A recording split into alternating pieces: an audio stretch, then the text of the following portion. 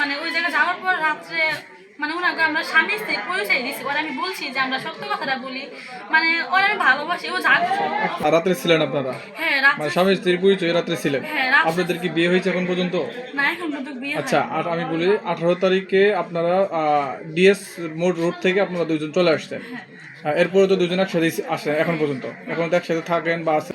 রাত্রে 12টা বাজে বের হয়েছি আর 3 দিন ধরে এই জায়গায় আসছি। এখন পর্যন্ত যদি ওনার ভাইয়ের বাসায় গেলেন, ওই দিন স্বামী স্ত্রীর পরিচয় আপনারা একসাথে ছিলেন? হ্যাঁ একসাথে ছিলাম, 3টা রাত একসাথে ছিলাম। 3 রাত একসাথে ছিলেন, মানে 7 দিনে 3 রাত একসাথে ছিলেন।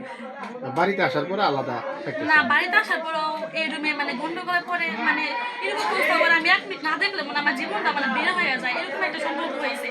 আর ওনাকে আমি মানে ঢাকায় কোয়াশি বলবো অদা করছি যে আপনি কি বিয়ে করছেন, উনি বলছে মানে বলছে বিয়ে করে নাই, আর বলছে যে আমার বাপ মা মানে এরকম কষ্ট আমরা দিচ্ছে, বাপ মা বললে ওনাকে আমি মুখ দিতে যাবো না। আচ্ছা 1 মিনিট, আপনি হলো কার সাথে 18 তারিখের পরে একসাথে মানে মানে পরে ওই যে নয়নের সাথে আমি বের হয়ে আসছি, ওর লগেই ছিলাম।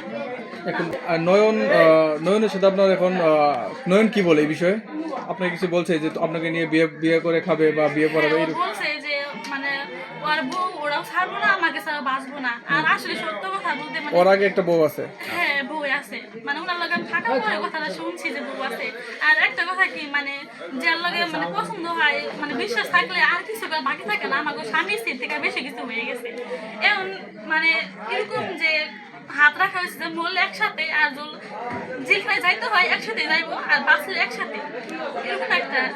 তাহলে মোটামুটি নয়নের সাথে তোমার শারীরিক সম্পর্ক হয়েছে। এখন তুমি কি চাচ্ছ? এখন কি তুমি নয়নের সংসার করতে চাও না তোমার বাবা মার কাছে ফেরত যেতে চাও? আমি মানে কোন সময় অর্ডার করছি যে আমার বাবা মরে গেল ওকে বাসায় আমি যাইবো না, মানে বেঁচে থাকা বন্ধু ওর লগে আমি থাকবো। আর মানে মরলে একসাথে মরবো, বাঁচলে একসাথে, কারণ এরকম একটা প্রতিজ্ঞা করা হয়েছে। আমার যদি জীবনে চলে যায় কিন্তু আমি ওরে ছাড়তে পারবো না। আর যদি বেঁচে থাকা বন্ধু ছাড়া লাগে তবে আমি মানে জীবনটা দেওয়ার পরে চলে যাম দুনিয়া থেকে। আচ্ছা, নয়নের যে এখন শুনছো বউ আছে বাচ্চা আছে, তো বউ কি নয়নের সংসার করতে চাও কি না? তখন ওর ভাই আমার বলছে যে মানে উনার বাচ্চা আছে বউ আছে, তখন আমি ভাবছি কি যে উনার আমি দুলাভাইকে ডাকি, হয়তো উনি চাই নাই যে উনার ভাই বোন আমি বউ হই, হয়তো মাস করে করতে পারবো না এরকম একটা। নেওয়ার পর ওর নানির বাসা আছে যে দিক, ওই জায়গায় আমার রাখছে, রাখার পর বলার জন্য আমার জায়গায় নিয়ে আসছে। আমি নিজে ওই জায়গায় আসি নাই, নিয়ে আসে পর আজকে এসব ঘটনা হইতেছে। আমার ইজ্জতটাকে ফিরাইবো, 5 লাখ টাকা 1 লাখ টাকা পাকাই হতে ডিফারেন্স কম আর বেশি, কিন্তু ইজ্জতটা।